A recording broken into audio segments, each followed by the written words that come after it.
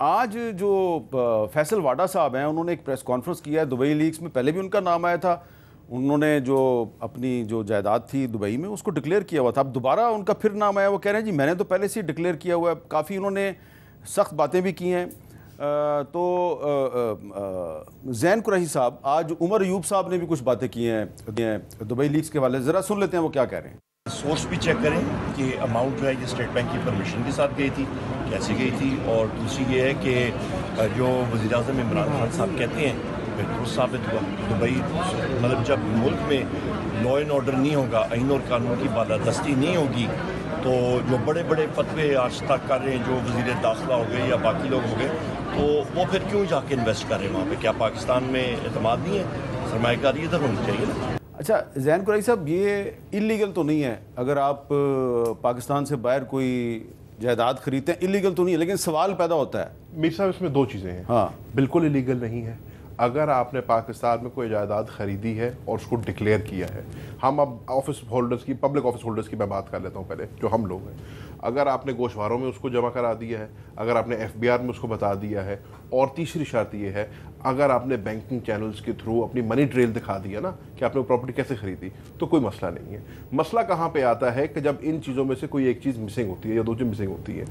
Dubai leaks میں مزیدار بات یہ ہے اور دیکھنے والی بات یہ ہے کہ وہ ہم کہتے ہیں نا یوزول سسپیکٹس، تو وہی یوزول سسپیکٹس ہیں، وہی زرداری صاحبان، وہی شریف صاحب کے بچے، وہی لوگ جو ہیں انہی کے نام بار بار آ رہے ہیں، وہی شیر افضل مروت صاحب، وہی مروت صاحب، یا اگر اس کا ایسا ہے۔ ٹھیک ہے سر، پھر وہی میں بات کر رہا ہوں، میں عرض کروں سر، میں بات کر رہا ہوں اگر آپ نے پراپرٹی خریدی ہے، میں آپ کی بات سے تائید کرتا ہوں، کوئی اس میں انلیگیلٹی نہیں ہے، بٹ ڈکلیئر کی ہے،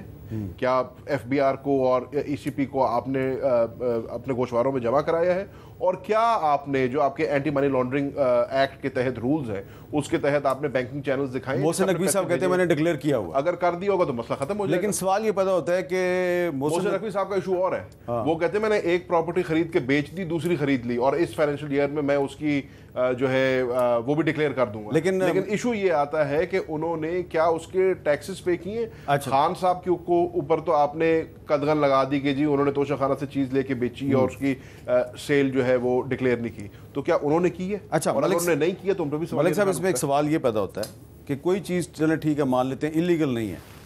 لیکن اگر پاکستان کا جو پریزیڈنٹ ہے اس کی بھی جائیداد جو ہے وہ دبئی میں ہے،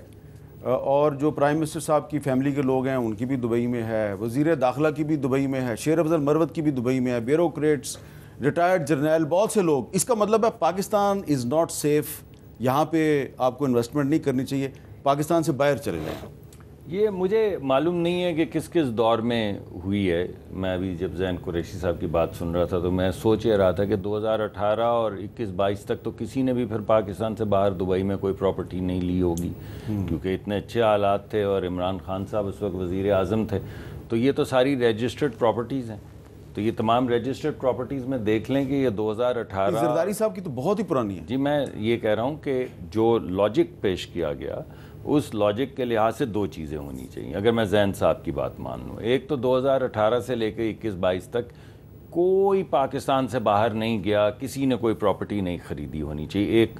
دوسرا کوئی شخص نہیں میں آپ کر لیں، میں دوسرا کوئی بھی پی ٹی آئی سے ریلیٹڈ دور پار سے ایسا شخص نہیں ہونا چاہیے جس کی پراپرٹی پاکستان سے باہر کسی بھی جگہ پہ ہو۔ دیکھیے بات یہ ہے کہ یہ جو انہوں نے تیسری بات کی، جو فریم ورک انہوں نے دیا کہ کیا آپ نے پراپرٹی ڈکلیئر کی ہوئی ہے، کیا آپ اس پراپرٹی پہ ٹیکس دے رہے ہیں،